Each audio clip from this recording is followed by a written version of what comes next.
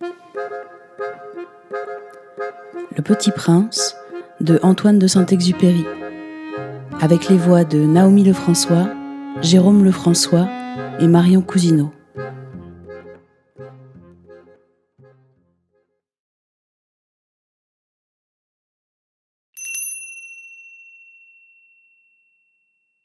Lorsque j'avais 6 ans, j'ai vu une fois une magnifique image dans un livre sur la forêt vierge qui s'appelait « Histoire vécue ».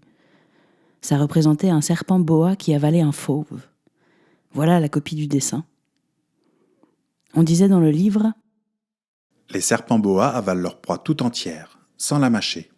Ensuite, ils ne peuvent plus bouger et ils dorment pendant les 6 mois de leur digestion. » J'ai alors beaucoup réfléchi sur les aventures de la jungle et, à mon tour, j'ai réussi, avec un crayon de couleur, à tracer mon premier dessin. Mon dessin numéro 1. Il était comme ça. J'ai montré mon chef-d'œuvre aux grandes personnes et je leur ai demandé si mon dessin leur faisait peur. Elles m'ont répondu « Pourquoi un chapeau ferait-il peur ?» Mon dessin ne représentait pas un chapeau, il représentait un serpent boa qui digérait un éléphant. J'ai alors dessiné l'intérieur du serpent boa, afin que les grandes personnes puissent comprendre. Elles ont toujours besoin d'explications. Mon dessin numéro 2 était comme ça. Les grandes personnes m'ont conseillé de laisser de côté les dessins de serpents de boa ouverts ou fermés et de m'intéresser plutôt à la géographie, à l'histoire, au calcul et à la grammaire. C'est ainsi que j'ai abandonné, à l'âge de 6 ans, une magnifique carrière de peintre. J'ai été découragée par l'insuccès de mon dessin numéro 1 et de mon dessin numéro 2. Les grandes personnes ne comprennent jamais rien toutes seules, et c'est fatigant pour les enfants de toujours et toujours leur donner des explications. J'ai donc dû choisir un autre métier, et j'ai appris à piloter des avions. J'ai volé un peu partout dans le monde, et la géographie, c'est exact, m'a beaucoup servi. Je savais reconnaître du premier coup d'œil la Chine de l'Arizona. C'est très utile si l'on est égaré pendant la nuit. J'ai ainsi eu, au cours de ma vie, des tas de contacts avec des tas de gens sérieux. J'ai beaucoup vécu chez les grandes personnes. Je les ai vus de très près. Ça n'a pas trop amélioré mon opinion. Quand j'en rencontrais une qui me paraissait un peu lucide, je faisais l'expérience sur elle de mon dessin numéro 1, que j'avais toujours conservé. Je voulais savoir si elle était vraiment compréhensive. Mais toujours, elle me répondait « C'est un chapeau. » Alors je ne lui parlais ni de serpent boa, ni de forêt vierge, ni d'étoiles. Je me mettais à sa portée. Je lui parlais de bridge, de golf, de politique et de cravate. Et la grande personne était bien contente de connaître un homme aussi raisonnable.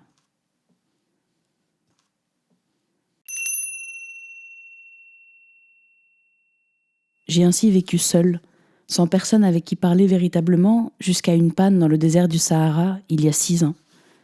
Quelque chose s'était cassé dans mon moteur, et comme je n'avais avec moi ni mécanicien ni passager, je me préparais à essayer de réussir tout seul une réparation difficile. C'était pour moi une question de vie ou de mort. J'avais à peine de l'eau à boire pour 8 jours. Le premier soir, je me suis donc endormie sur le sable à 1000 milles de toute terre habitée. J'étais bien plus isolée qu'un naufragé sur un radeau au milieu de l'océan. Alors, vous imaginez ma surprise, au lever du jour, quand une drôle de petite voix m'a réveillée. Elle disait « S'il vous plaît, dessine-moi un mouton. » Hein ? Dessine-moi un mouton. J'ai sauté sur mes pieds comme si j'avais été frappée par la foudre. J'ai bien frotté mes yeux, j'ai bien regardé, et j'ai vu un petit bonhomme tout à fait extraordinaire qui me considérait gravement. Voilà le meilleur portrait que plus tard j'ai réussi à faire de lui. Mais mon dessin, bien sûr, est beaucoup moins ravissant que le modèle. Ce n'est pas ma faute. J'avais été découragée dans ma carrière de peintre par les grandes personnes à l'âge de 6 ans et je n'avais rien appris à dessiner, sauf les boas fermés et les boas ouverts. Je regardais donc cette apparition avec des yeux tout ronds d'étonnement. N'oubliez pas que je me trouvais à 1000 milles de toute région habitée. Or, mon petit bonhomme ne me semblait ni égaré, ni mort de fatigue, ni mort de faim, ni mort de soif, ni mort de peur. Il n'avait en rien l'apparence d'un enfant perdu au milieu du désert, à 1000 milles de toute région habitée. Quand je réussis enfin à parler, je lui dis « Mais qu'est-ce que tu fais là ?» Et il me répéta alors tout doucement, comme une chose très sérieuse. « S'il vous plaît, dessine-moi un mouton. » Quand le mystère est trop impressionnant, on n'ose pas désobéir. Aussi absurde que cela me sembla, à 1000 milles de tous les endroits habités et en danger de mort, je sortis de ma poche une feuille de papier et un stylographe. Mais je me rappelais alors que j'avais surtout étudié la géographie, l'histoire, le calcul et la grammaire, et je dis au petit bonhomme « avec un peu de mauvaise humeur, que je ne savais pas dessiner. Il me répondit « Ça ne fait rien. Dessine-moi un mouton. » Comme je n'avais jamais dessiné un mouton, je refis pour lui l'un des 2 seuls dessins dont j'étais capable, celui de boa fermé, et je fus stupéfait d'entendre le petit bonhomme me répondre « Non, non, je ne veux pas d'un éléphant dans un boa. Un boa, c'est très dangereux, et un éléphant, c'est très encombrant. Chez moi, c'est tout petit. J'ai besoin d'un mouton. Dessine-moi un mouton. » Alors j'ai dessiné. Il regarda attentivement, puis « Non, celui-là est très malade. Faisons un autre. » je dessinai. Mon ami sourit gentiment avec indulgence. « Tu vois bien, ce n'est pas un mouton, c'est un bélier. Il a des cornes. » Je refis encore mon dessin, mais il fut refusé comme les précédents. « Celui-là est trop vieux. Je veux un mouton qui vive longtemps. » Alors, faute de patience, comme j'avais hâte de commencer le démontage de mon moteur, je griffonnais ce dessin-ci, et je lançais « Ça, c'est la caisse. Le mouton que tu veux est dedans. » Mais je fus bien surpris de voir s'illuminer le visage de mon jeune juge. « C'est tout à fait comme ça que je le voulais. Crois-tu qu'il faille beaucoup d'herbe à ce mouton? » Pourquoi ? Parce que chez moi, c'est tout petit. Ça suffira sûrement, je t'ai donné un tout petit mouton. Il pencha la tête vers le dessin. Pas si petit que ça. Tiens, il s'est endormi. Et c'est ainsi que je fis la connaissance du petit prince.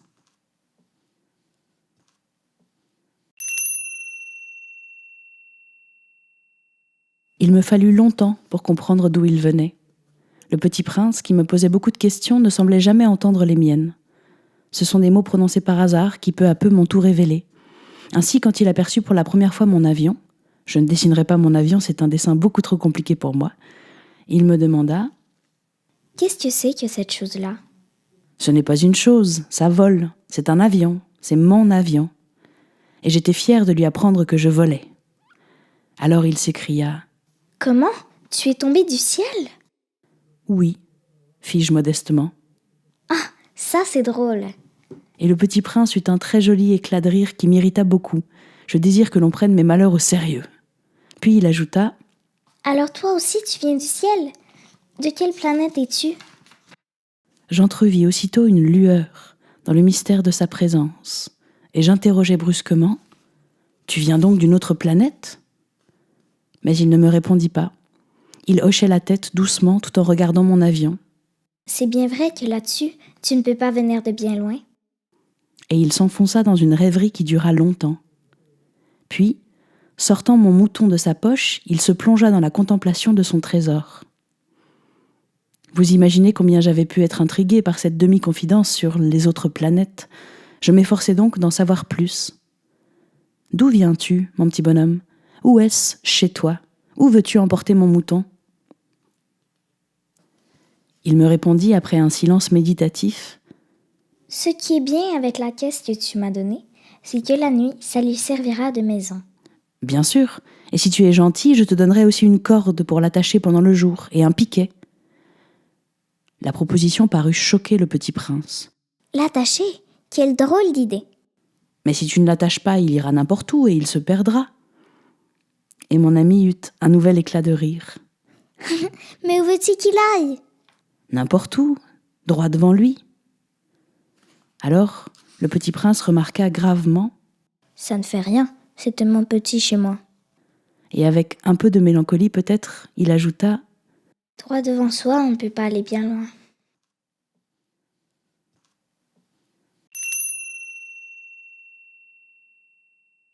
J'avais ainsi appris une seconde chose très importante, c'est que sa planète d'origine était à peine plus grande qu'une maison. Ça ne pouvait pas m'étonner beaucoup. Je savais bien qu'en dehors des grosses planètes comme la Terre, Jupiter, Mars, Vénus, auxquelles on a donné des noms, il y en a des centaines d'autres qui sont quelquefois si petites qu'on a beaucoup de mal à les apercevoir au télescope.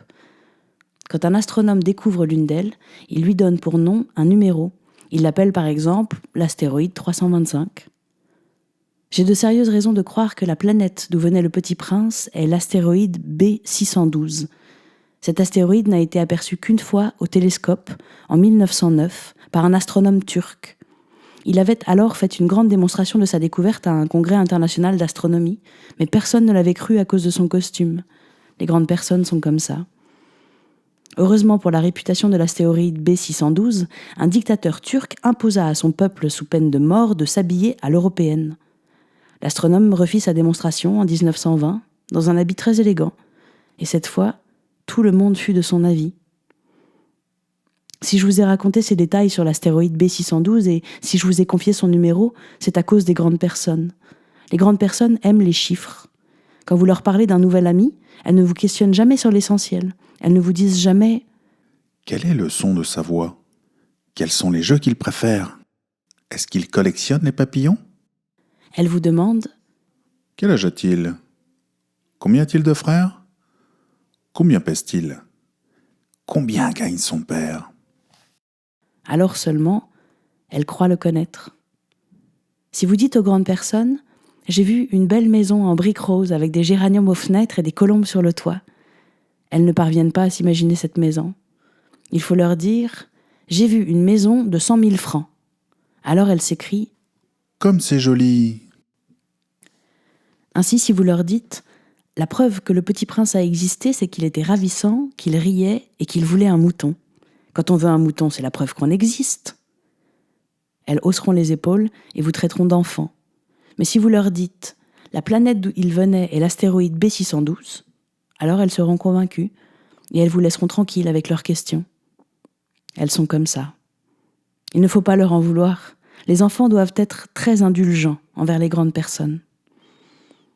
Mais bien sûr, nous qui comprenons la vie, nous nous moquons bien des numéros. J'aurais aimé commencer cette histoire à la façon des contes de fées. J'aurais aimé dire « Il était une fois un petit prince qui habitait une planète à peine plus grande que lui et qui avait besoin d'un ami. » Pour ceux qui comprennent la vie, ça aurait eu l'air beaucoup plus vrai. Car je n'aime pas qu'on lise mon livre à la légère. J'éprouve tant de chagrin à raconter ses souvenirs. Il y a 6 ans déjà que mon ami s'en est allé avec son mouton. Si j'essaie ici de le décrire, c'est afin de ne pas l'oublier. C'est triste d'oublier un ami. Tout le monde n'a pas eu un ami. Et je puis devenir comme les grandes personnes qui ne s'intéressent plus qu'aux chiffres. C'est donc pour ça encore que j'ai acheté une boîte de couleurs et des crayons. C'est dur de se remettre au dessin à mon âge quand on n'a jamais fait d'autres tentatives que celle d'un boa fermé et celle d'un boa ouvert à l'âge de 6 ans. J'essaierai, bien sûr, de faire des portraits le plus ressemblants possible, mais je ne suis pas tout à fait certain de réussir. Un dessin va et l'autre ne ressemble plus. Je me trompe un peu aussi sur la taille. Ici, le petit prince est trop grand. Là, il est trop petit. J'hésite aussi sur la couleur de son costume. Alors je tâtonne comme ci et comme ça, tant bien que mal. Je me tromperai enfin sur certains détails plus importants. Mais ça, il faudra me le pardonner. Mon ami ne donnait jamais d'explication. Il me croyait peut-être semblable à lui. Mais moi, malheureusement, je ne sais pas voir les moutons à travers les caisses. Je suis peut-être un peu comme les grandes personnes. J'ai dû vieillir.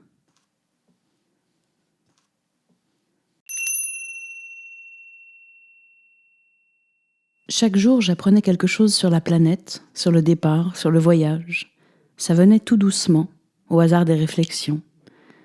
C'est ainsi que, le 3e jour, je connus le drame des baobabs. Cette fois-ci encore, ce fut grâce aux moutons, car brusquement le petit prince m'interrogea comme pris d'un doute grave. « C'est bien vrai, n'est-ce pas, que les moutons mangent des arbustes ?»« Oui, c'est vrai. »« Ah, je suis content !» Je ne compris pas pourquoi il était si important que les moutons mangeassent les arbustes. Mais le petit prince ajouta « Par conséquent, ils mangent aussi les baobabs ?» Je fis remarquer au petit prince que les baobabs ne sont pas des arbustes, mais des arbres grands comme des églises, et que si même il emportait avec lui tout un troupeau d'éléphants, ce troupeau ne viendrait pas à bout d'un seul baobab. L'idée du troupeau d'éléphants fit rire le petit prince. « Il faudrait les mettre les uns sur les autres. » Mais il remarqua avec sagesse. « Les baobabs, avant de grandir, ça commence par être petit. » C'est exact. Mais pourquoi veux-tu que tes moutons mangent les petits baobabs ? Il me répondit « Ben voyons. » Comme s'il s'agissait là d'une évidence. Et il me fallut un grand effort d'intelligence pour comprendre à moi seul ce problème. Et en effet, sur la planète du Petit Prince, il y avait, comme sur toutes les planètes, de bonnes herbes et de mauvaises herbes. Par conséquent, de bonnes graines de bonnes herbes et de mauvaises graines de mauvaises herbes. Mais les graines sont invisibles. Elles dorment dans le secret de la terre jusqu'à ce qu'il prenne fantaisie à l'une d'elles de se réveiller. Alors elles s'étirent, et pousse, d'abord timidement vers le soleil, une ravissante petite brindille inoffensive. S'il s'agit d'une brindille de radis ou de rosier, on peut la laisser pousser comme elle veut. Mais s'il s'agit d'une mauvaise plante, il faut arracher la plante aussitôt, dès qu'on a su la reconnaître. Or, il y avait des graines terribles sur la planète du Petit Prince. C'étaient des graines de baobab. Le sol de la planète en était infesté. Or, un baobab, si l'on s'y prend trop tard, on ne peut jamais plus s'en débarrasser.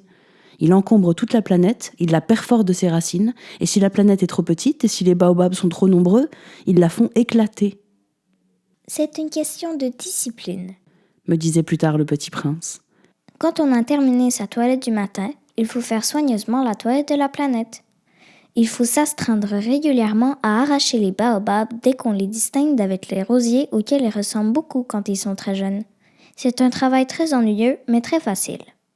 Et un jour, il me conseilla de m'appliquer à réussir un beau dessin pour bien faire entrer ça dans la tête des enfants de chez moi. S'ils voyagent un jour, me disait-il, ça pourrait leur servir. Il est quelquefois sans inconvénient de remettre à plus tard son travail. Mais s'il s'agit des baobabs, c'est toujours une catastrophe. J'ai connu une planète habitée par un paresseux. Il avait négligé 3 arbustes. Et sur les indications du Petit Prince, j'ai dessiné cette planète-là. Je n'aime guère prendre le ton d'un moraliste, mais le danger des baobabs est si peu connu et les risques courus par celui qui s'égarait dans un astéroïde sont si considérables que, pour une fois, je fais exception à ma réserve. Je dis, enfants, faites attention aux baobabs. C'est pour avertir mes amis d'un danger qu'ils frôlaient depuis longtemps, comme moi-même, sans le connaître, que j'ai tant travaillé ce dessin-là. La leçon que je donnais en valait la peine. Vous vous demandez peut-être, pourquoi n'y a-t-il pas dans ce livre d'autres dessins aussi grandioses que le dessin des baobabs ? La réponse est simple. J'ai essayé, mais je n'ai pas pu réussir. Quand j'ai dessiné les baobabs, j'ai été animé par le sentiment de l'urgence.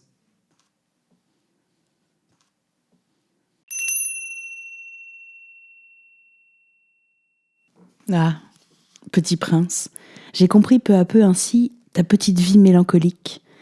Tu n'avais eu longtemps pour distraction que la douceur des couchers de soleil.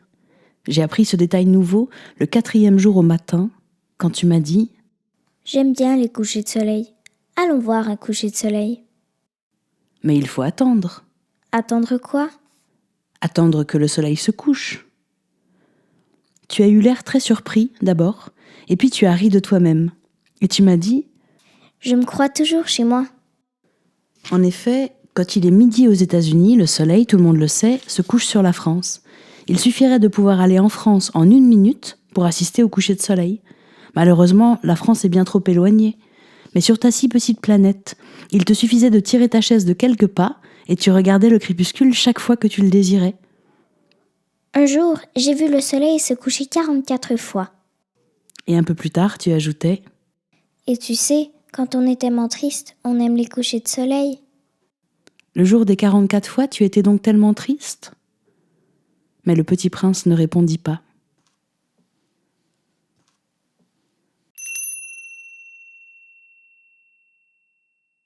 Le 5e jour, toujours grâce au mouton, ce secret de la vie du Petit Prince me fut révélé. Il me demanda avec brusquerie, sans préambule, comme le fruit d'un problème longtemps médité en silence. Un mouton, s'il mange les arbustes, il mange aussi les fleurs ? Un mouton, ça mange tout ce que ça rencontre. Même les fleurs qui ont des épines ? Oui, même les fleurs qui ont des épines. Alors les épines, à quoi servent-elles ? Je ne le savais pas. J'étais alors très préoccupée à essayer de dévisser un boulon trop serré de mon moteur. J'étais très soucieux car ma panne commençait de m'apparaître comme très grave et l'eau à boire qui s'épuisait me faisait craindre le pire. Les épines, à quoi servent-elles ? Le Petit Prince ne renonçait jamais à une question une fois qu'il l'avait posée. J'étais irritée par mon boulon et je répondis n'importe quoi. Les épines, ça ne sert à rien, c'est de la pure méchanceté de la part des fleurs. Oh !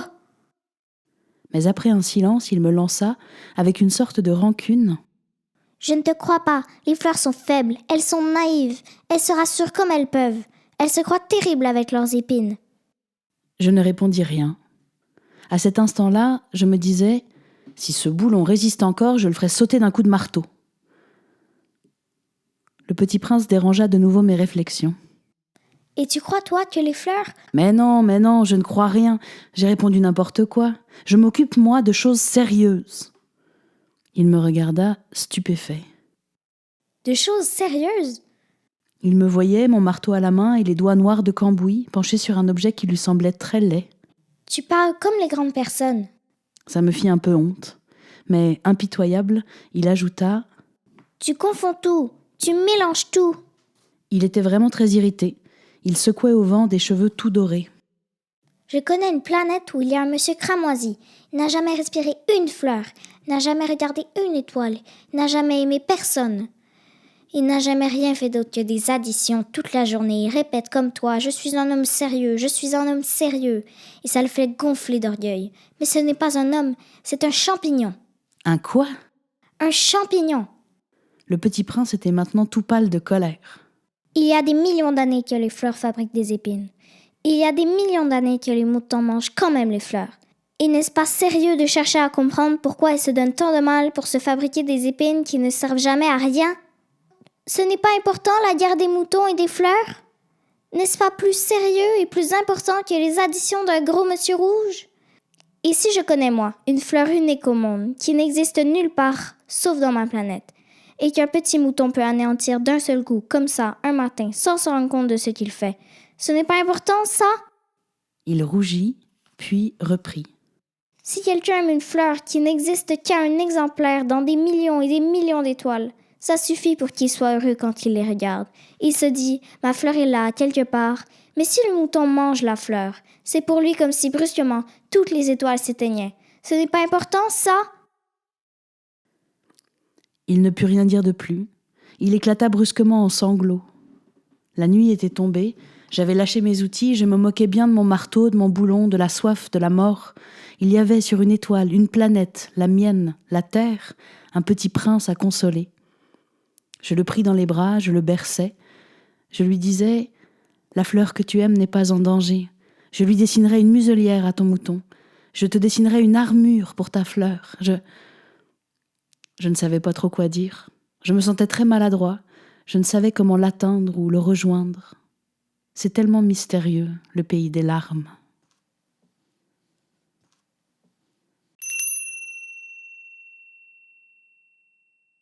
J'appris bien vite à mieux connaître cette fleur. Il y avait toujours eu, sur la planète du Petit Prince, des fleurs très simples, ornées d'un seul rang de pétales et qui ne tenaient point de place et qui ne dérangeaient personne. Elles apparaissaient un matin dans l'herbe et puis elles s'éteignaient le soir. Mais celle-là avait germé le jour, d'une graine apportée d'on ne sait où, et le Petit Prince avait surveillé de très près cette brindille qui ne ressemblait pas aux autres brindilles.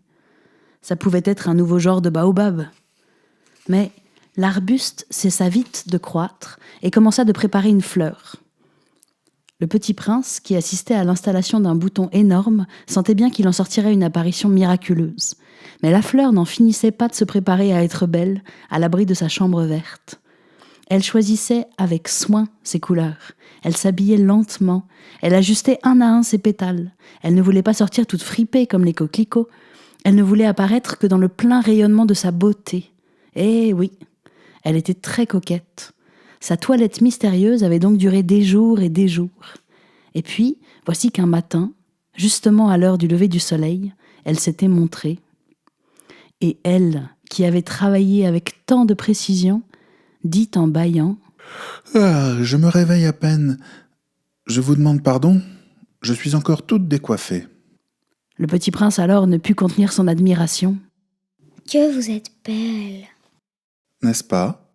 répondit doucement la fleur. « Et je suis née en même temps que le soleil. » Le Petit Prince devina bien qu'elle n'était pas trop modeste, mais elle était si émouvante. « C'est l'heure, je crois, du petit déjeuner. » avait-elle bientôt ajouté. Auriez-vous la bonté de penser à moi ? Et le Petit Prince, tout confus, ayant été chercher un arrosoir d'eau fraîche, avait servi la fleur. Ainsi l'avait-elle bien vite tourmentée par sa vanité un peu ombrageuse. Un jour, par exemple, parlant de ses 4 épines, elle avait dit au Petit Prince « Ils peuvent venir, les tigres, avec leurs griffes. » « Il n'y a pas de tigres sur ma planète. » avait objecté le Petit Prince. « Et puis, les tigres ne mangent pas d'herbe. » « Je ne suis pas une herbe. » avait doucement répondu la fleur. « Pardonnez-moi. » « Je ne crains rien des tigres, mais j'ai horreur des courants d'air. Vous n'auriez pas un paravent ? » Horreur des courants d'air.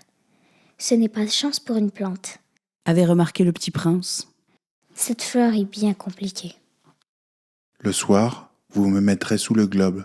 Il fait très froid chez vous. C'est mal installé. Là d'où je viens, Mais elle s'était interrompue. Elle était venue sous forme de graine, elle n'avait rien pu connaître des autres mondes.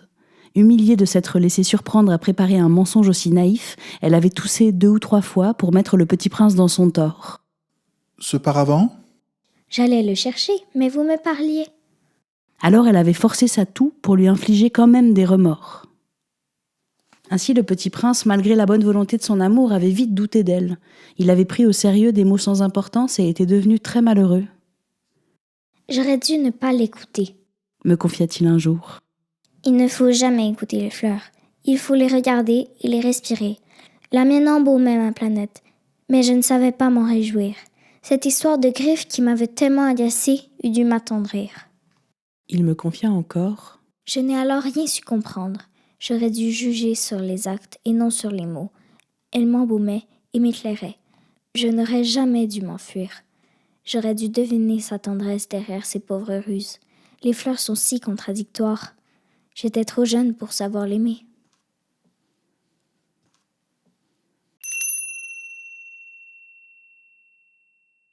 Je crois qu'il profita, pour son évasion, d'une migration d'oiseaux sauvages. Au matin du départ, il mit sa planète bien en ordre. Il ramena soigneusement ses volcans en activité. Il possédait 2 volcans en activité, et c'était bien commode pour faire chauffer le petit déjeuner du matin. Il possédait aussi un volcan éteint. Mais, comme il disait, On ne sait jamais. il ramena donc également le volcan éteint. S'ils sont bien ramonés, les volcans brûlent doucement et régulièrement, sans éruption. Les éruptions volcaniques sont comme des feux de cheminée. Évidemment, sur notre Terre, nous sommes beaucoup trop petits pour ramoner nos volcans. C'est pourquoi ils nous causent des tas d'ennuis. Le petit prince arracha aussi, avec un peu de mélancolie, les dernières pousses de baobab. Il croyait ne jamais devoir revenir, mais tous ses travaux familiers lui parurent ce matin-là extrêmement doux. Et quand il arrosa une dernière fois la fleur, et se prépara à la mettre à l'abri sous son globe, il se découvrit l'envie de pleurer. « Adieu. » dit-il à la fleur. Mais elle ne lui répondit pas. « Adieu. » répéta-t-il. La fleur toussa, mais ce n'était pas à cause de son rhume, j'ai été sotte. lui dit-elle enfin. Je te demande pardon. Tâche d'être heureux. Il fut surpris par l'absence de reproche. Il restait là, tout déconcerté, le globe en l'air. Il ne comprenait pas cette douceur calme, Mais oui, je t'aime. lui dit la fleur. Tu n'en as rien su, par ma faute. Cela n'a aucune importance. Mais tu as été aussi sot que moi. Tâche d'être heureux. Laisse ce globe tranquille. Je n'en veux plus. Mais le vent, Je ne suis pas si enrhumé que ça. L'air frais de la nuit me fera du bien. Je suis une fleur. mais les bêtes. Il faut bien que je supporte 2 ou 3 chenilles si je veux connaître les papillons. Il paraît que c'est tellement beau. Sinon, qui me rendra visite? Tu seras loin, toi. Quant aux grosses bêtes, je ne crains rien. J'ai mes griffes. Et elle montrait naïvement ses 4 épines. Puis elle ajouta « Ne traîne pas comme ça, c'est agaçant. Tu as décidé de partir? Va-t'en. » car elle ne voulait pas qu'il la vît pleurer. C'était une fleur tellement orgueilleuse.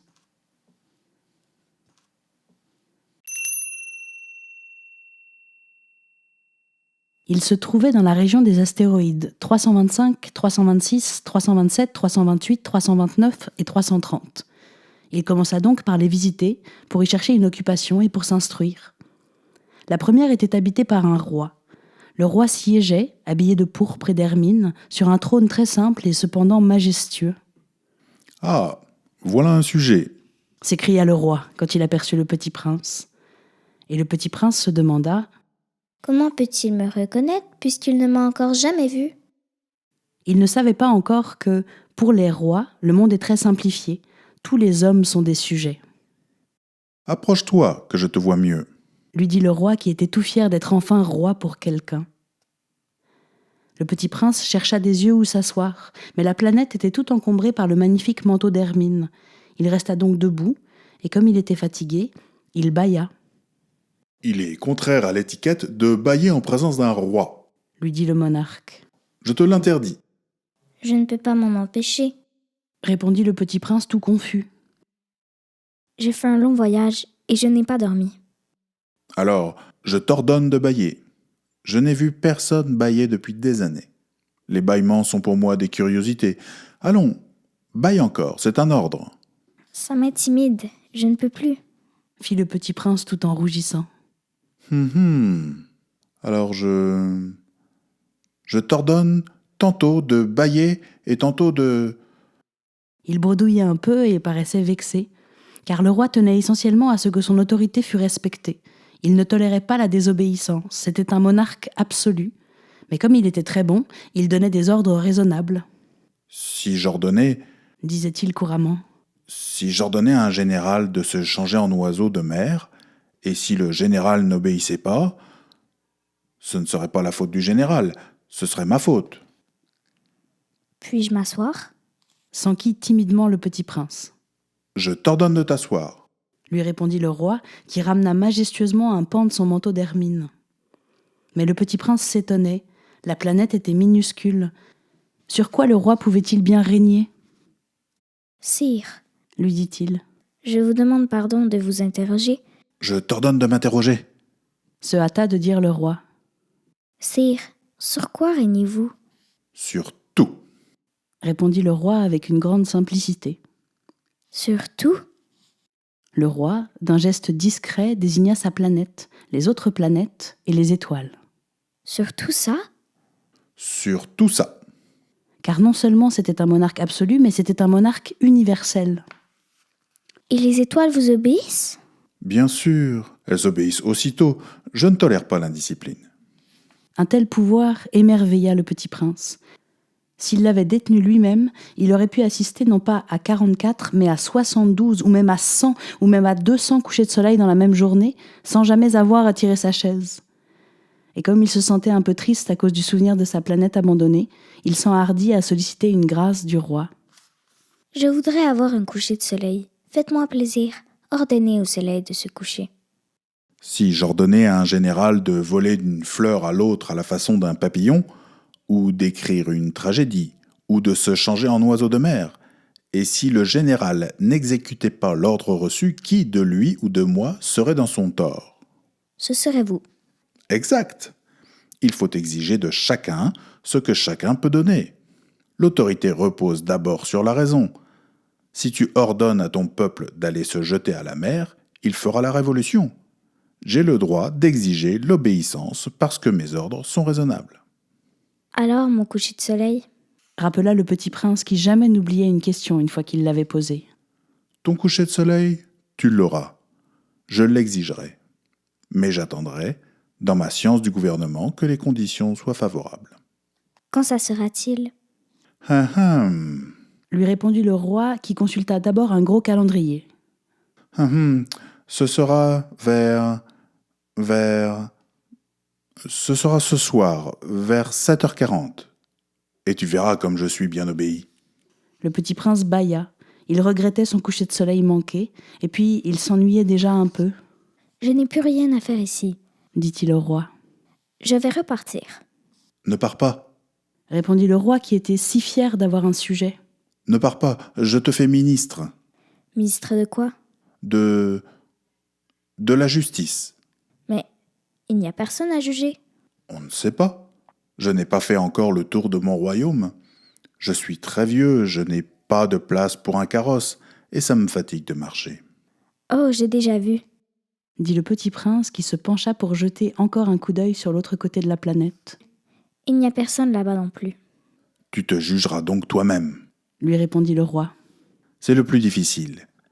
Il est bien plus difficile de se juger soi-même que de juger autrui. Si tu réussis à bien te juger, c'est que tu es un véritable sage. Moi, je puis me juger moi-même n'importe où. Je n'ai pas besoin d'habiter ici.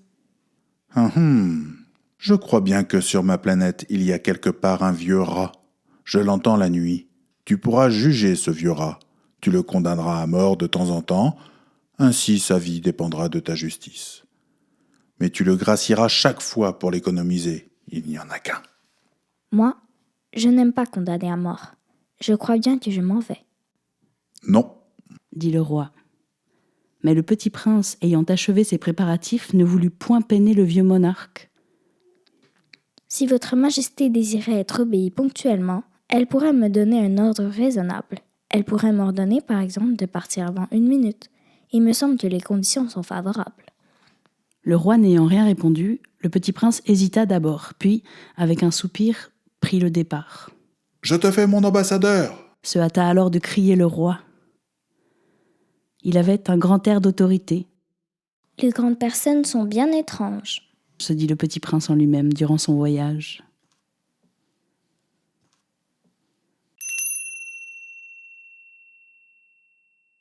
La seconde planète était habitée par un vaniteux, Ah ah, voilà la visite d'un admirateur. s'écria de loin le vaniteux dès qu'il aperçut le petit prince. Car pour les vaniteux, les autres hommes sont des admirateurs, Bonjour, dit le petit prince, vous avez un drôle de chapeau. C'est pour saluer. répondit le vaniteux. C'est pour saluer quand on m'acclame. Malheureusement, il ne passe jamais personne par ici. Ah oui? Dit le petit prince qui ne comprit pas. Frappe tes mains l'une contre l'autre. Conseilla donc le vaniteux. Le petit prince frappa ses mains l'une contre l'autre. Le vaniteux salua modestement en soulevant son chapeau. Ça, c'est plus amusant que la visite au roi. Se dit en lui-même le petit prince. Il recommença à frapper ses mains l'une contre l'autre. Le vaniteux recommença de saluer en soulevant son chapeau. Après 5 minutes d'exercice, le petit prince se fatigua de la monotonie du jeu. Et pour que le chapeau tombe, Demanda-t-il. que faut-il faire? Mais le vaniteux ne l'entendit pas. Les vaniteux n'entendent jamais que les louanges. Est-ce que tu m'admires vraiment beaucoup? Demanda-t-il au petit prince. Qu'est-ce que signifie admirer? Admirer signifie reconnaître que je suis l'homme le plus beau, le mieux habillé, le plus riche et le plus intelligent de la planète. Mais tu es seul sur ta planète. Fais-moi ce plaisir. Admire-moi quand même. Je t'admire, Dit le petit prince en haussant un peu les épaules. mais en quoi cela peut-il bien t'intéresser? Et le petit prince s'en fut, Les grandes personnes sont décidément bien bizarres. se dit-il simplement en lui-même durant son voyage.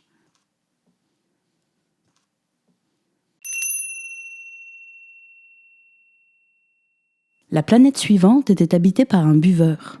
Cette visite fut très courte, mais elle plongea le petit prince dans une grande mélancolie, Que fais-tu là? dit-il au buveur qu'il trouva installé en silence devant une collection de bouteilles vides et une collection de bouteilles pleines. Je bois. Répondit le buveur d'un air lugubre. Pourquoi bois-tu? Lui demanda le petit prince. Pour oublier. Répondit le buveur. Pour oublier quoi? S'enquit le petit prince qui déjà le plaignait. Pour oublier que j'ai honte. Avoua le buveur en baissant la tête. Honte de quoi? S'informa le petit prince qui désirait le secourir. Honte de boire. Acheva le buveur qui s'enferma définitivement dans le silence. Et le petit prince s'en fut, perplexe, Les grandes personnes sont décidément très très bizarres. se disait-il en lui-même durant le voyage.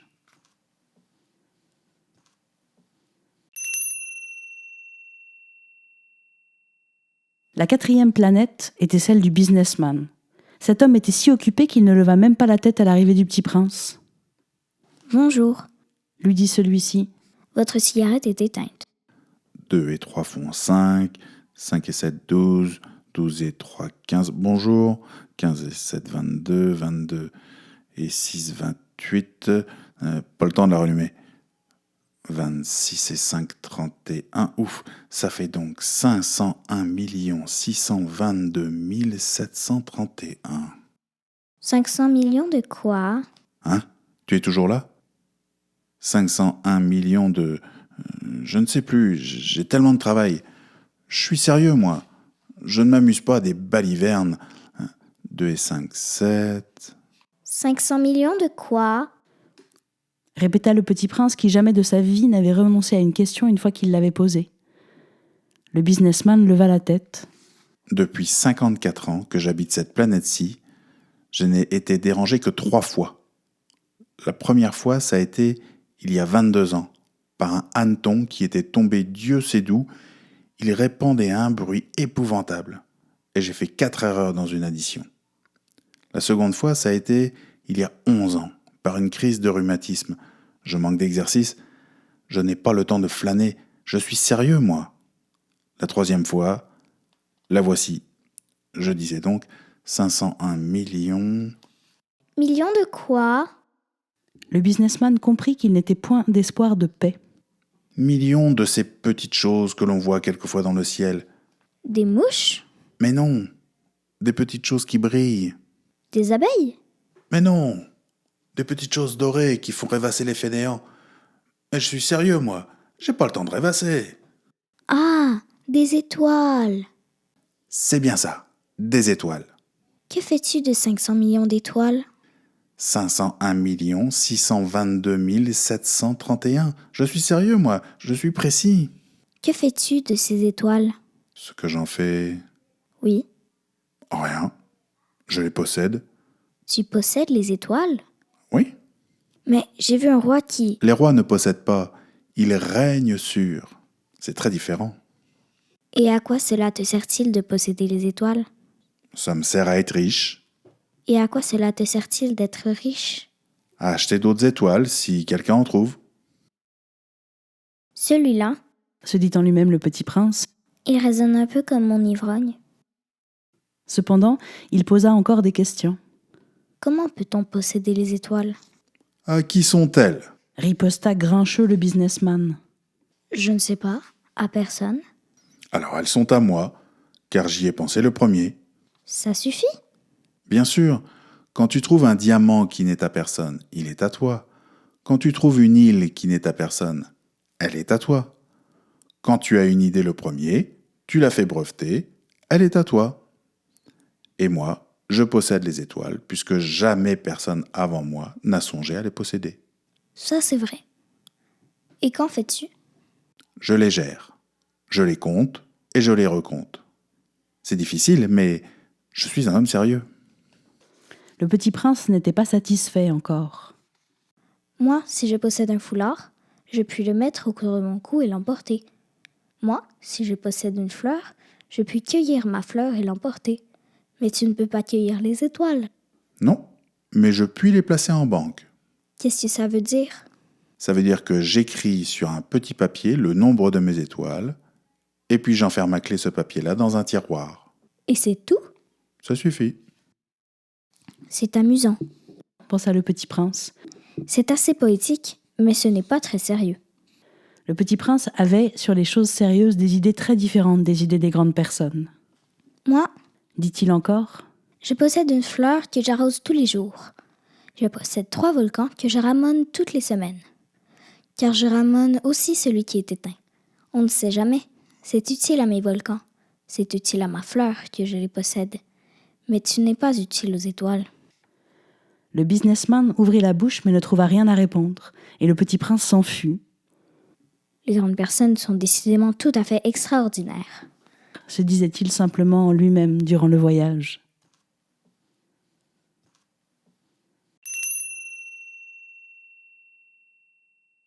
La 5e planète était très curieuse.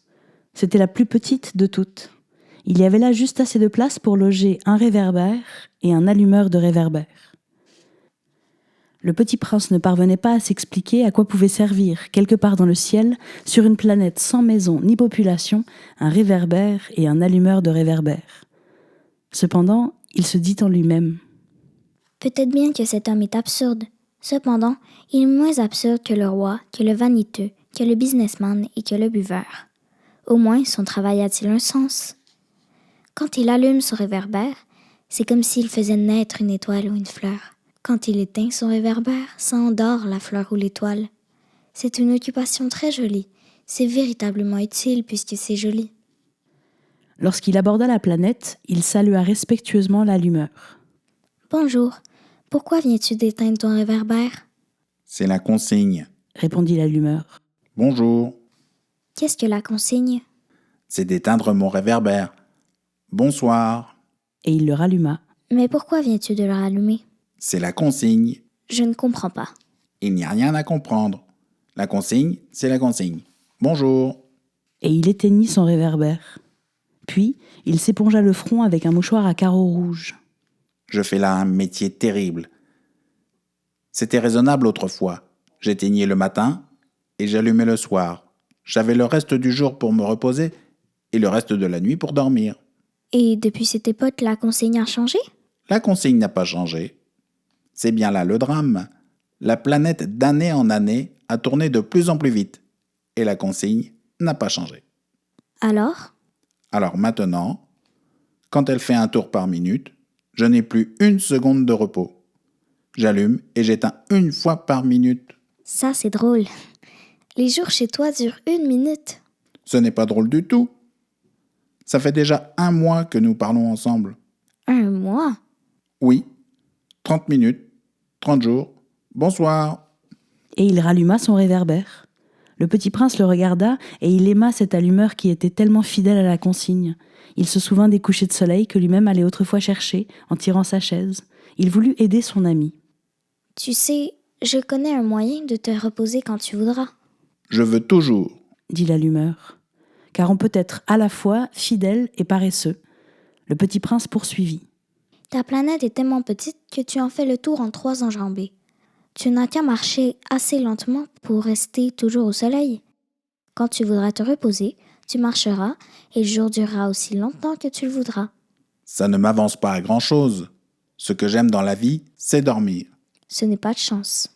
Ce n'est pas de chance. Bonjour. Et il éteignit son réverbère. Celui-là serait méprisé par tous les autres, par le roi, par le vaniteux, par le buveur, par le businessman. Cependant, c'est le seul qui ne me passe pas ridicule. C'est peut-être parce qu'il s'occupe d'autre chose que de soi-même. Il eut un soupir de regret et se dit encore. Celui-là, c'est le seul dont j'eusse pu faire mon ami. Mais sa planète est vraiment trop petite. Il n'y a pas de place pour 2. Ce que le petit prince n'osait pas s'avouer, c'est qu'il regrettait cette planète bénie à cause surtout des 1440 couchers de soleil par 24 heures.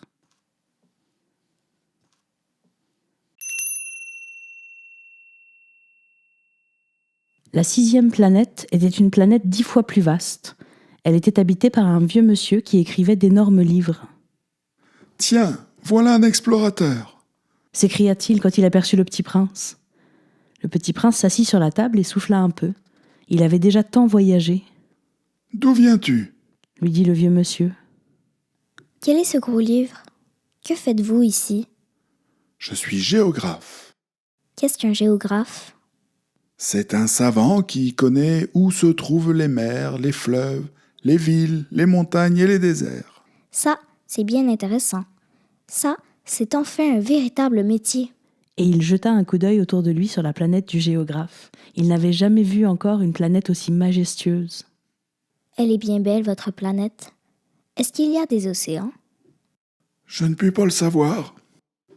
Ah, Le petit prince était déçu. et des montagnes? Je ne puis pas le savoir. Et des villes, et des fleuves, et des déserts? Je ne puis pas le savoir non plus. Mais vous êtes géographe. C'est exact, mais je ne suis pas explorateur. Je manque absolument d'explorateurs. Ce n'est pas le géographe qui va faire le compte des villes, des fleuves, des montagnes, des mers, des océans et des déserts. Le géographe est trop important pour flâner. Il ne quitte pas son bureau. Mais il y reçoit les explorateurs, il les interroge et il prend en note leurs souvenirs. Et si les souvenirs de l'un d'entre eux lui paraissent intéressants, le géographe fait faire une enquête sur la moralité de l'explorateur. Pourquoi ça? Parce qu'un explorateur qui mentirait entraînerait des catastrophes dans les livres de géographie. Et aussi un explorateur qui boirait trop. Pourquoi ça? Parce que les ivrognes voient double. Alors le géographe noterait 2 montagnes, là où il n'y en a qu'une. Je connais quelqu'un qui serait mauvais explorateur. C'est possible. Donc, quand la moralité de l'explorateur paraît bonne, on fait une enquête sur sa découverte. On va voir? Non, c'est trop compliqué. Mais on exige de l'explorateur qu'il fournisse des preuves. S'il s'agit par exemple de la découverte d'une grosse montagne, on exige qu'il en rapporte de grosses pierres.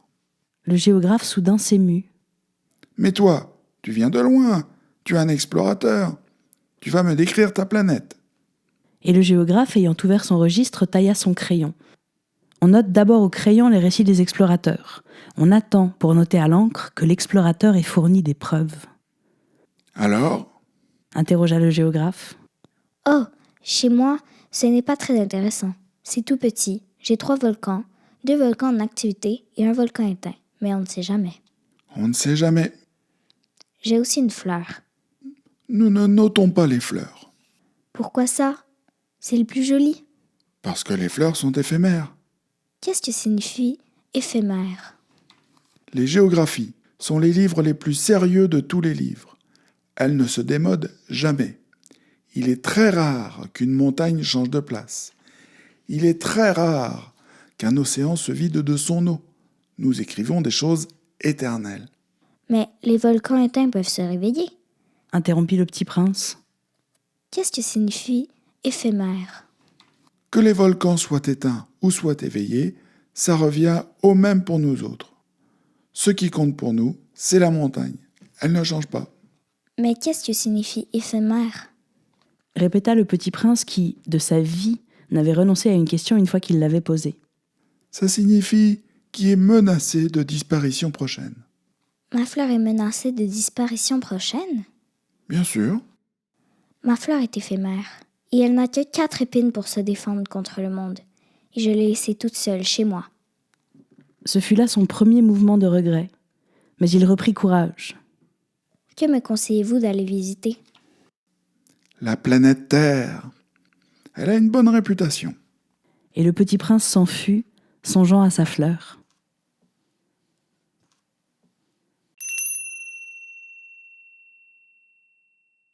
La 7e planète fut donc la Terre. La Terre n'est pas une planète quelconque, on y compte 111 rois, en n'oubliant pas bien sûr les rois nègres, 7000 géographes, 900 000 businessmen, 7,5 millions d'ivrognes, 311 millions de vaniteux, c'est-à-dire environ 2 milliards de grandes personnes. Pour vous donner une idée des dimensions de la Terre, je vous dirais qu'avant l'invention de l'électricité, on y devait entretenir sur l'ensemble des 6 continents une véritable armée de 462 511 allumeurs de réverbères. Vu d'un peu loin, ça faisait un effet splendide. Les mouvements de cette armée étaient réglés comme ceux d'un ballet d'opéra. D'abord venait le tour des allumeurs de réverbères de Nouvelle-Zélande et d'Australie, puis, ceux-ci ayant allumé leurs lampions, s'en allaient dormir. Alors, entraient à leur tour dans la danse des allumeurs de réverbères de Chine et de Sibérie. Puis, eux aussi s'escamotaient dans les coulisses. Alors venait le tour des allumeurs de réverbères de Russie et des Indes, puis ceux d'Afrique et d'Europe, puis ceux d'Amérique du Sud, puis ceux d'Amérique du Nord. Et jamais ils ne se trompaient dans l'ordre d'entrée en scène. C'était grandiose.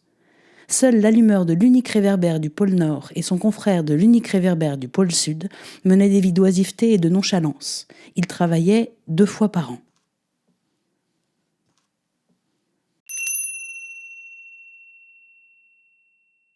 Quand on veut faire de l'esprit, il arrive que l'on mente un peu. Je n'ai pas été très honnête en vous parlant des allumeurs de réverbères. Je risque de donner une fausse idée de notre planète à ceux qui ne la connaissent pas. Les hommes occupent très peu de place sur la Terre. Si les 2 milliards d'habitants qui peuplent la Terre se tenaient debout et un peu serrés, comme pour un meeting, ils logeraient aisément sur une place publique de 20 000 de long sur 20 000 de large. On pourrait entasser l'humanité sur le moindre petit îlot du Pacifique. Les grandes personnes, bien sûr, ne vous croiront pas. Elles s'imaginent tenir beaucoup de place. Elles se voient importantes, comme des baobabs. Vous leur conseillerez donc de faire le calcul. Elles adorent les chiffres, ça leur plaira. Mais ne perdez pas votre temps avec ce pensum, c'est inutile. Vous avez confiance en moi. Le petit prince, une fois sur Terre, fut donc bien surpris de ne voir personne. Il avait déjà peur de s'être trompé de planète quand un anneau couleur de lune remua dans le sable. « Bonne nuit », fit le petit prince à tout hasard. « Bonne nuit », fit le serpent. « Sur quelle planète suis-je tombé ?»« Sur la Terre, en Afrique. Oh, il n'y a donc personne sur la planète Terre ?» Ici, c'est le désert. Il n'y a personne dans les déserts. La Terre est grande. Le petit prince s'assit sur une pierre et leva les yeux au ciel. « Je me demande si les étoiles sont éclairées afin que chacun puisse un jour retrouver la sienne. Regarde ma planète, elle est juste au-dessus de nous. Mais comme elle est loin... » Elle est belle. Que viens-tu faire ici ? J'ai des difficultés avec une fleur. Ah, Et ils se turent. Où sont les hommes? On est un peu seul dans le désert. on est seul aussi chez les hommes. Le petit prince le regarda longtemps, Tu es une drôle de bête, lui dit-il enfin. mince comme un doigt. Mais je suis plus puissant que le doigt d'un roi. Le petit prince eut un sourire. Tu n'es pas bien puissant, tu n'as même pas de pattes. Tu ne peux même pas voyager. Je puis t'emporter plus loin qu'un navire. Il s'enroula autour de la cheville du petit prince comme un bracelet d'or. Celui que je touche, je le rends à la terre dont il est sorti. Mais tu es pur et tu viens d'une étoile.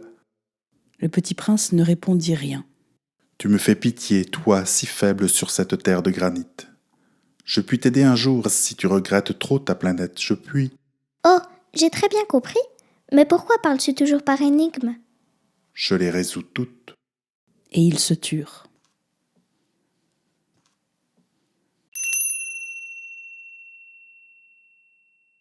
Le petit prince traversa le désert et ne rencontra qu'une fleur à 3 pétales, une fleur de rien du tout, Bonjour. dit le petit prince, Bonjour. dit la fleur, Où sont les hommes? demanda poliment le petit prince. La fleur, un jour, avait vu passer une caravane. Les hommes?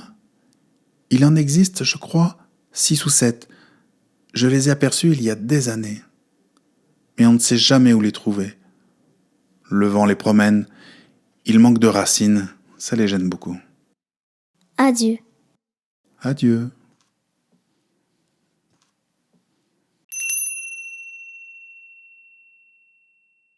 Le petit prince fit l'ascension d'une haute montagne. Les seules montagnes qu'il eût jamais connues étaient les 3 volcans qui lui arrivaient aux genoux. Et il se servait du volcan éteint comme d'un tabouret, D'une montagne haute comme celle-ci, se dit-il. j'apercevrai d'un coup toute la planète et tous les hommes. Mais il n'aperçut rien que des aiguilles de roc bien aiguisées, Bonjour. dit-il à tout hasard. Bonjour, bonjour, bonjour. Répondit l'écho.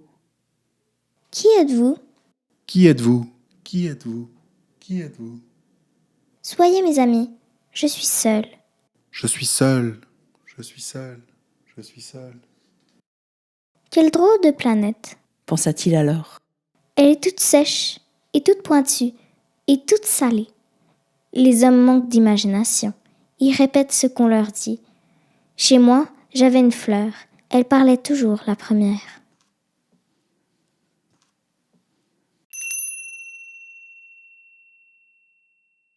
Mais il arriva que le petit prince, ayant longtemps marché à travers les sables, les rocs et les neiges, découvrit enfin une route. Et les routes vont toutes chez les hommes, Bonjour. dit-il. C'était un jardin fleuri de roses, Bonjour. dirent les roses. Le petit prince les regarda. Elles ressemblaient toutes à sa fleur, Qui êtes-vous? leur demanda-t-il stupéfait. Nous sommes des roses. Dirent les roses, Ah, fit le petit prince. Et il se sentit très malheureux. Sa fleur lui avait raconté qu'elle était seule de son espèce dans l'univers, et voici qu'il en était 5000, toutes semblables, dans un seul jardin, elle serait bien vexée si elle voyait ça. se dit-il. Elle tousserait énormément et ferait semblant de mourir pour échapper au ridicule. Et je serais bien obligée de faire semblant de la soigner, car sinon, pour m'humilier moi aussi, elle se laisserait vraiment mourir. Puis il se dit encore, Je me croyais riche d'une fleur unique, et je ne possède qu'une rose ordinaire. Ça et mes 3 volcans qui m'arrivent aux genoux, et dont l'un est peut-être éteint pour toujours. Ça ne fait pas de moi un bien grand prince. et couché dans l'herbe, il pleura.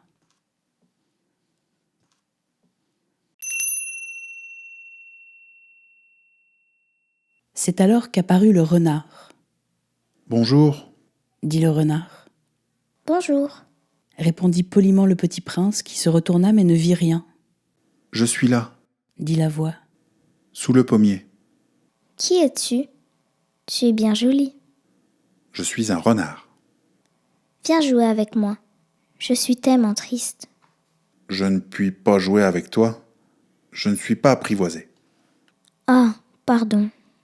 Mais après réflexion, il ajouta « Qu'est-ce que signifie apprivoiser?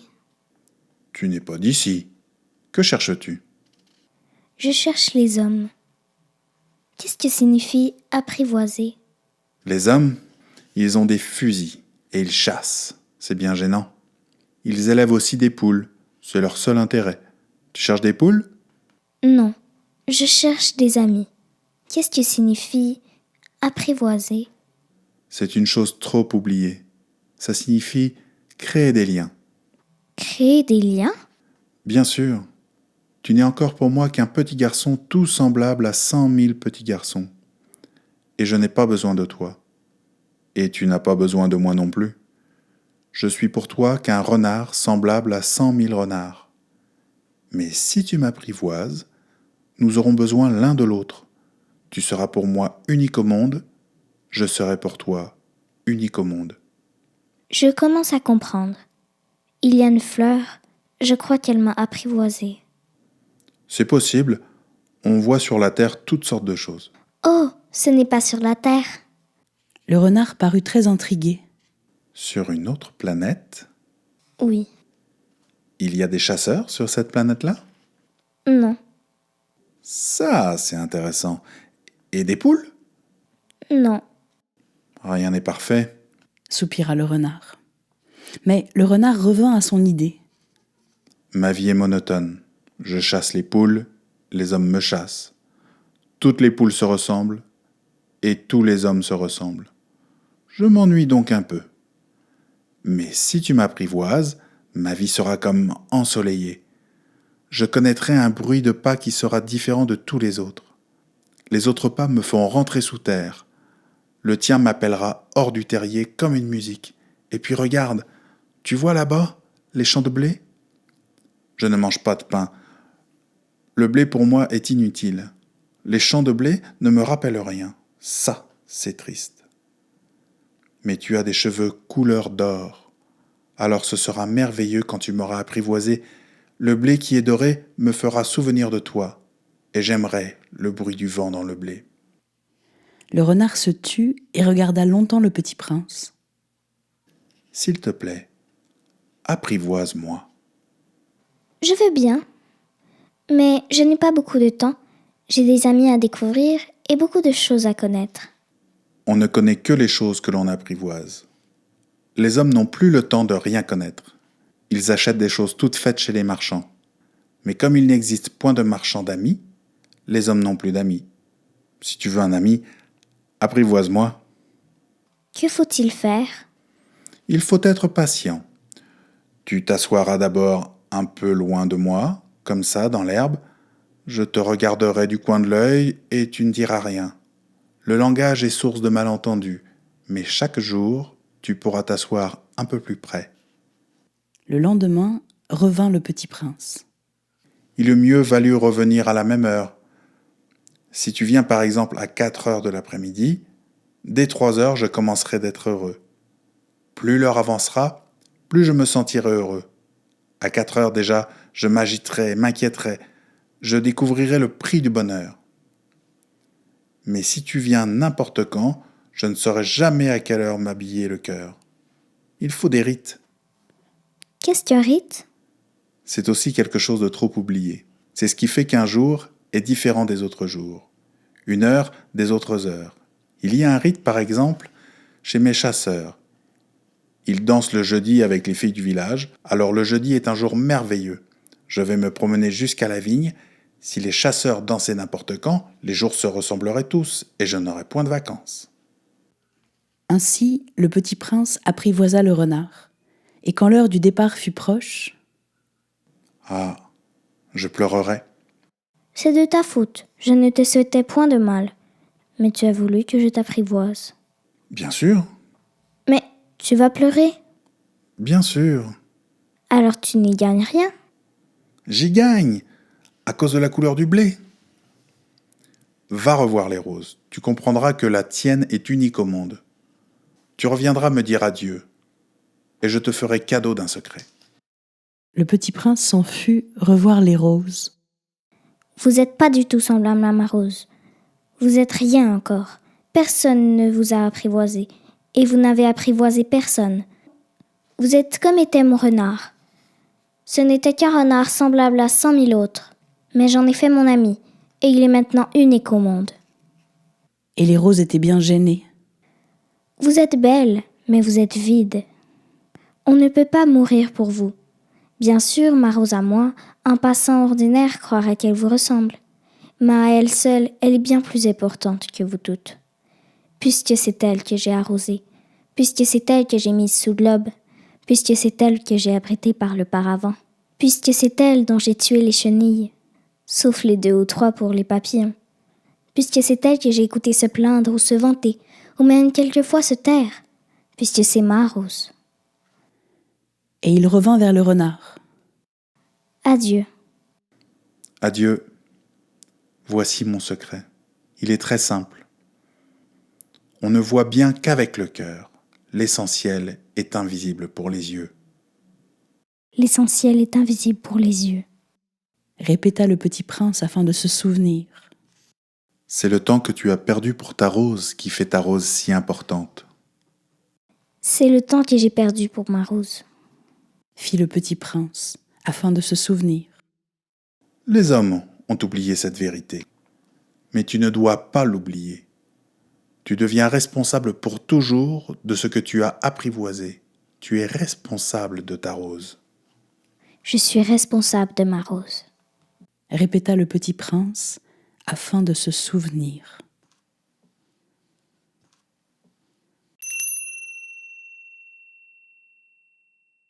Bonjour. Dit le petit prince. Bonjour. Dit l'aiguilleur. Que fais-tu ici? Je trie les voyageurs par paquet de 1000. J'expédie les trains qui les emportent tantôt vers la droite, tantôt vers la gauche. Et un rapide illuminé, grondant comme le tonnerre, fit trembler la cabine d'aiguillage. Ils sont bien pressés. Que cherchent-ils? L'homme de la locomotive l'ignore lui-même. Et gronda en sens inverse un second rapide illuminé. Ils reviennent déjà? Ce ne sont pas les mêmes. C'est un échange. Ils n'étaient pas contents là où ils étaient? On n'est jamais content là où l'on est. Et gronda le tonnerre d'un troisième rapide illuminé. Ils poursuivent les premiers voyageurs? Ils ne poursuivent rien du tout. Ils dorment là-dedans. Ou bien ils bâillent. Les enfants, seuls, écrasent leur nez contre les vitres. Les enfants seuls savent ce qu'ils cherchent. Ils perdent du temps pour une poupée de chiffon. Elle devient très importante, et si on la leur enlève, ils pleurent. Ils ont de la chance.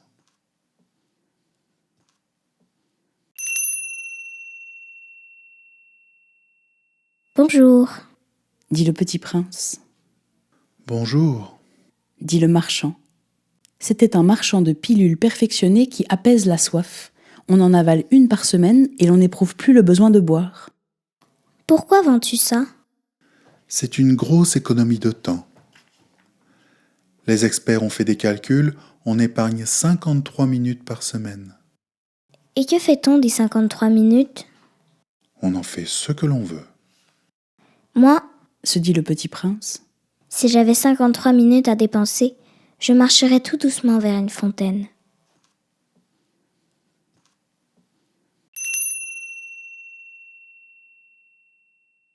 Nous en étions au 8e jour de ma panne dans le désert et j'avais écouté l'histoire du marchand en buvant la dernière goutte de ma provision d'eau. Ah, dis-je au petit prince, ils sont bien jolis tes souvenirs, mais je n'ai pas encore réparé mon avion, je n'ai plus rien à boire, et je serais heureux moi aussi si je pouvais marcher tout doucement vers une fontaine. Mon ami le renard? Mon petit bonhomme, il ne s'agit plus du renard, Pourquoi? parce qu'on va mourir de soif. Il ne comprit pas mon raisonnement, il me répondit « C'est bien d'avoir eu un ami même si l'on va mourir. Moi, je suis bien content d'avoir eu un ami renard. Il ne mesure pas le danger, me dis-je. Il n'a jamais faim ni soif. Un peu de soleil lui suffit. » Mais il me regarda et répondit à ma pensée. J'ai soif aussi. Cherchons un puits. J'eus un geste de lassitude. Il est absurde de chercher un puits au hasard dans l'immensité du désert. Cependant, nous nous mîmes en marche. Quand nous eûmes marché des heures en silence, la nuit tomba, et les étoiles commencèrent de s'éclairer. Je les apercevais comme en rêve, ayant un peu de fièvre à cause de ma soif. Les mots du petit prince dansaient dans ma mémoire. « Tu as donc soif, toi aussi ?» lui demandai-je. Mais il ne répondit pas à ma question. Il me dit simplement « L'eau peut aussi être bonne pour le cœur. » Je ne compris pas sa réponse, mais je me tus. Je savais bien qu'il ne fallait pas l'interroger. Il était fatigué. Il s'assit. Je m'assis auprès de lui, et après un silence, il dit encore « Les étoiles sont belles, à cause d'une fleur que l'on ne voit pas. » Je répondis « Bien sûr », et je regardais sans parler les plis du sable sous la lune. Le désert est beau. Et c'était vrai. J'ai toujours aimé le désert. On s'assoit sur une dune de sable, on ne voit rien, on n'entend rien, et cependant quelque chose rayonne en silence. Ce qui embellit le désert, c'est qu'il cache un puits quelque part. Je fus surpris de comprendre soudain ce mystérieux rayonnement du sable. Lorsque j'étais petit garçon, j'habitais une maison ancienne et la légende racontait qu'un trésor y était enfoui. Bien sûr, jamais personne n'a su le découvrir, ni peut-être même ne l'a cherché, mais il enchantait toute cette maison. Ma maison cachait un secret au fond de son cœur. Oui, dis-je au petit prince, qu'il s'agisse de la maison, des étoiles ou du désert, ce qui fait leur beauté est invisible. Je suis content que tu sois d'accord avec mon renard. Comme le petit prince s'endormait, je le pris dans mes bras et me remis en route. J'étais émue. Il me semblait porter un trésor fragile. Il me semblait même qu'il n'y eût rien de plus fragile sur la terre. Je regardais à la lumière de la lune ce front pâle, ses yeux clos, ces mèches de cheveux qui tremblaient au vent, et je me disais « Ce que je vois là n'est qu'une écorce. Le plus important est invisible. » Comme ses lèvres entr'ouvertes ébauchaient un demi-sourire, je me dis encore « Ce qui m'émeut si fort de ce petit prince endormi, c'est sa fidélité pour une fleur. C'est l'image d'une rose qui rayonne en lui comme la flamme d'une lampe, même quand il dort. Et je le devinais plus fragile encore. Il faut bien protéger les lampes. Un coup de vent peut les éteindre. » Et marchant ainsi, je découvris le puits au lever du jour.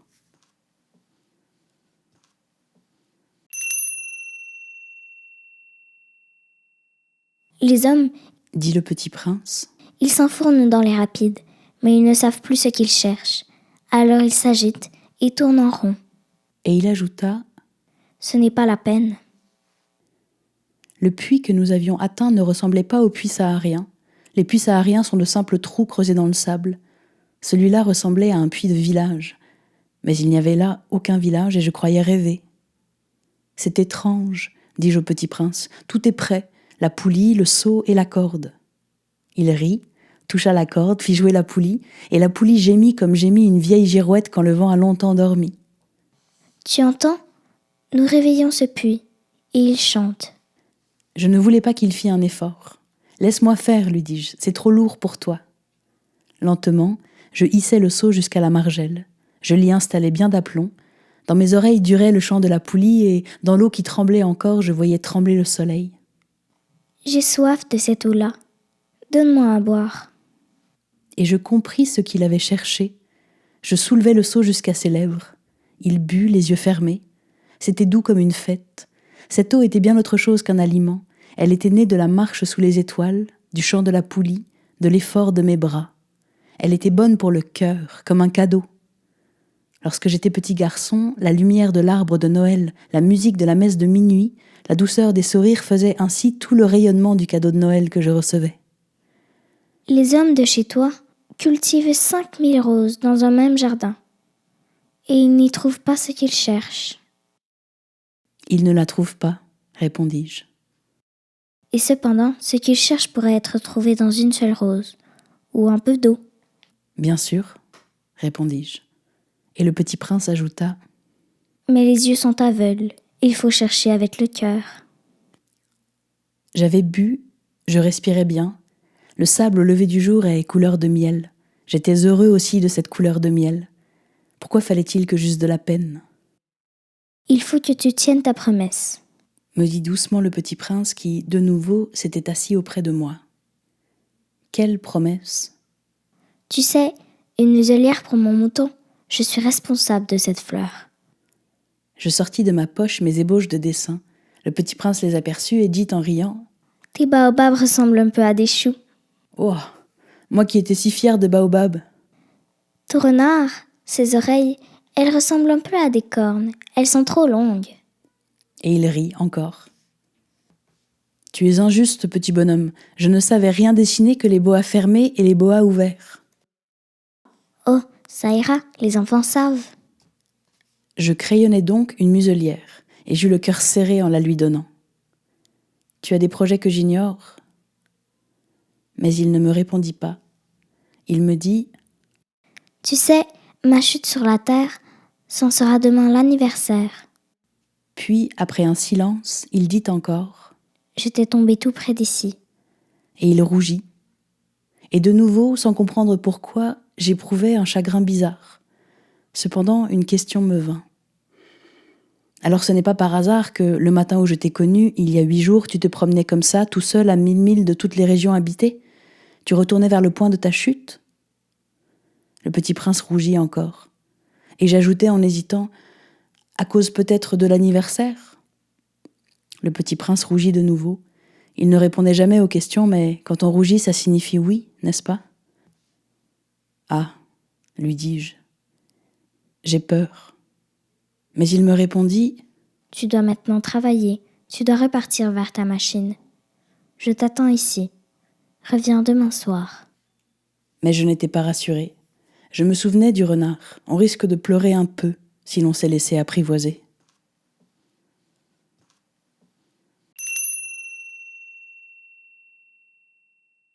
Il y avait, à côté du puits, une ruine de vieux murs de pierre.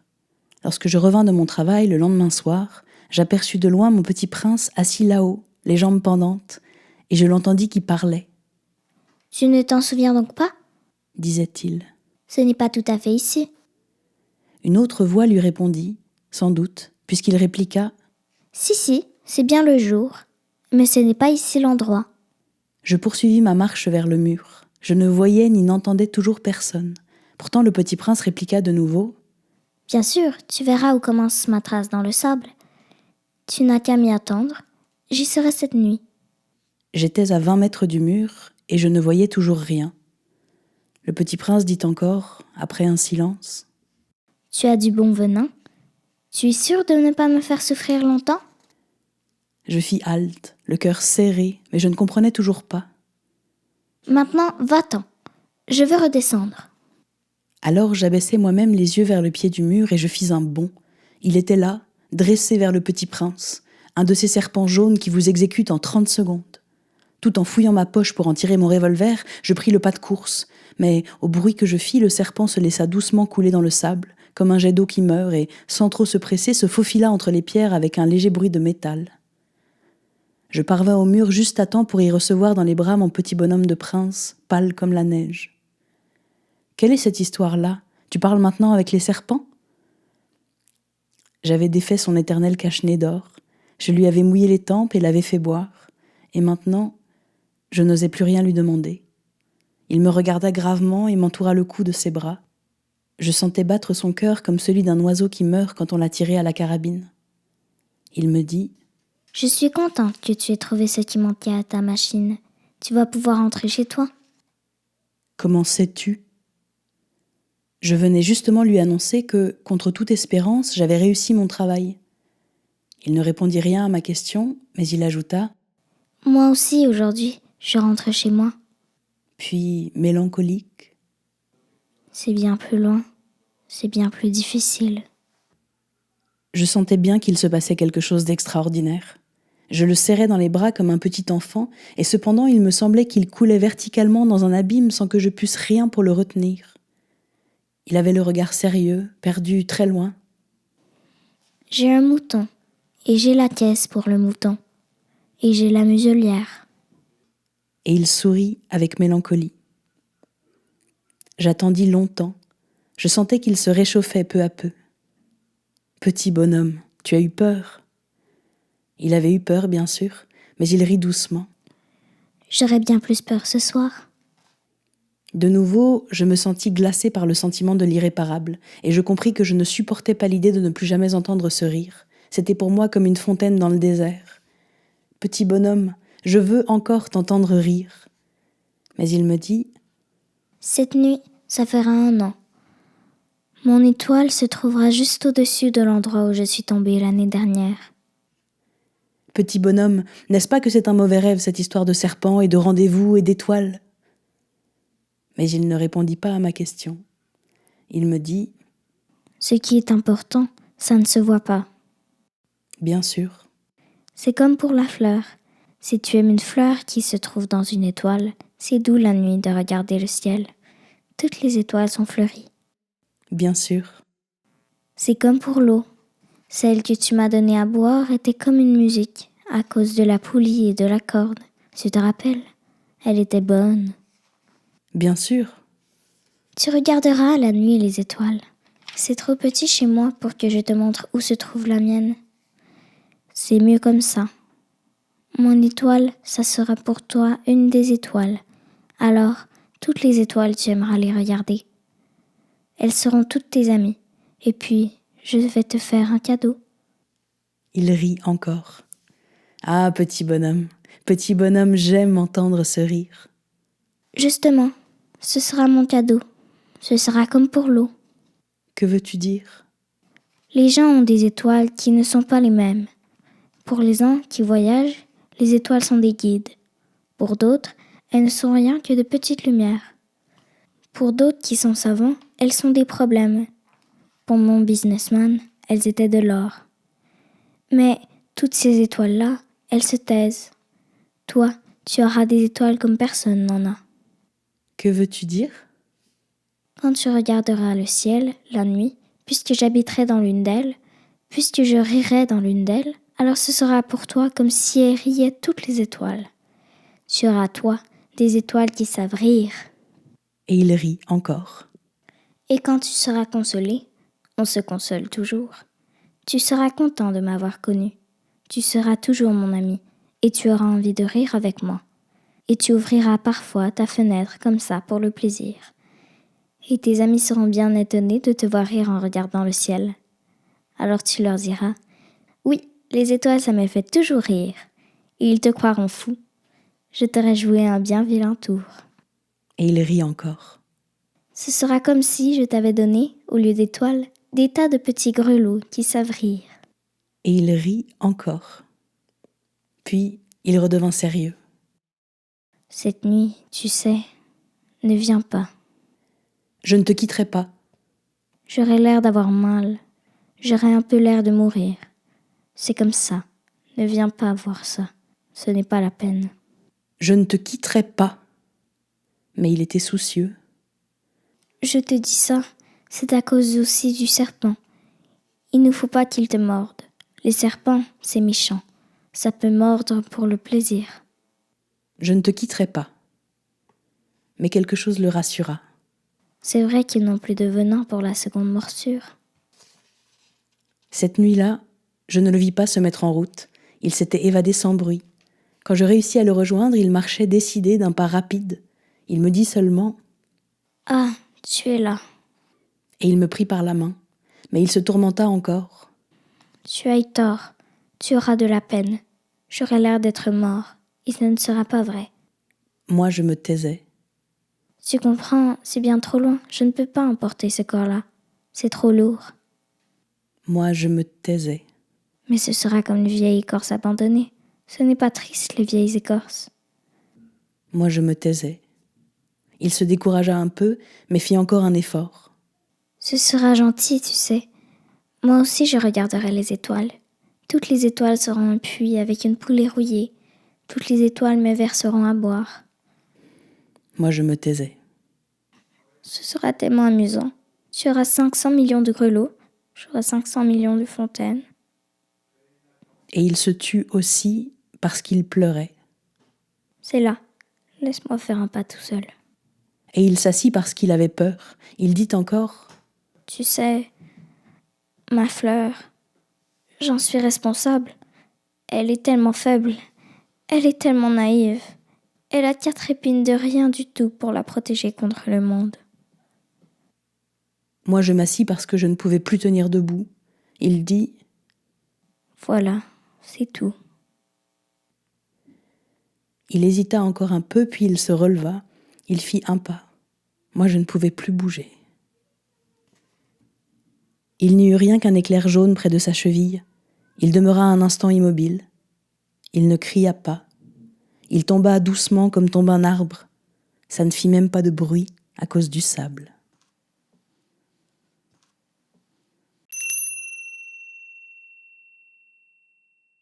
Et maintenant, bien sûr, ça fait 6 ans déjà. Je n'ai jamais encore raconté cette histoire. Les camarades qui m'ont revu ont été bien contents de me revoir vivant. J'étais triste, mais je leur disais « c'est la fatigue ».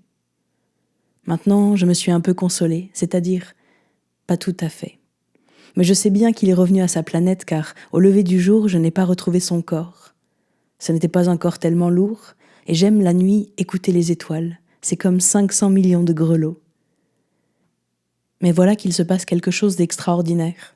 La muselière que j'ai dessinée pour le petit prince, j'ai oublié d'y ajouter la courroie de cuir. Il n'aura jamais pu l'attacher au mouton. Alors je me demande, que s'est-il passé sur sa planète ? Peut-être bien que le mouton a mangé la fleur. Tantôt je me dis, sur mon nom, le petit prince enferme sa fleur toutes les nuits sous son globe de verre et il surveille bien son mouton. Alors je suis heureux et toutes les étoiles rient doucement. Tantôt je me dis, on est distrait une fois ou l'autre et ça suffit. Il a oublié un soir le globe de verre ou bien le mouton est sorti sans bruit pendant la nuit. Alors les grelots se changent tous en larmes. C'est là un bien grand mystère.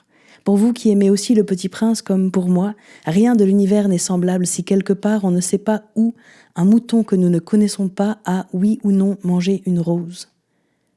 Regardez le ciel. Demandez-vous, le mouton, oui ou non, a-t-il mangé la fleur ?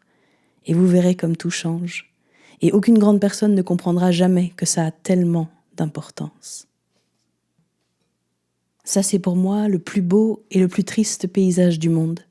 C'est le même paysage que celui de la page précédente, mais je l'ai dessiné une fois encore pour bien vous le montrer. C'est ici que le petit prince a apparu sur terre, puis disparu. Regardez attentivement ce paysage afin d'être sûr de le reconnaître, si vous voyagez un jour en Afrique, dans le désert. Et s'il vous arrive de passer par là, je vous en supplie, ne vous pressez pas, attendez un peu, juste sous une étoile. Si alors un enfant vient à vous, s'il rit, s'il a des cheveux d'or, s'il ne répond pas quand on l'interroge, vous devinerez bien qui il est. Alors soyez gentil, ne me laissez pas tellement triste, écrivez-moi vite qu'il est revenu.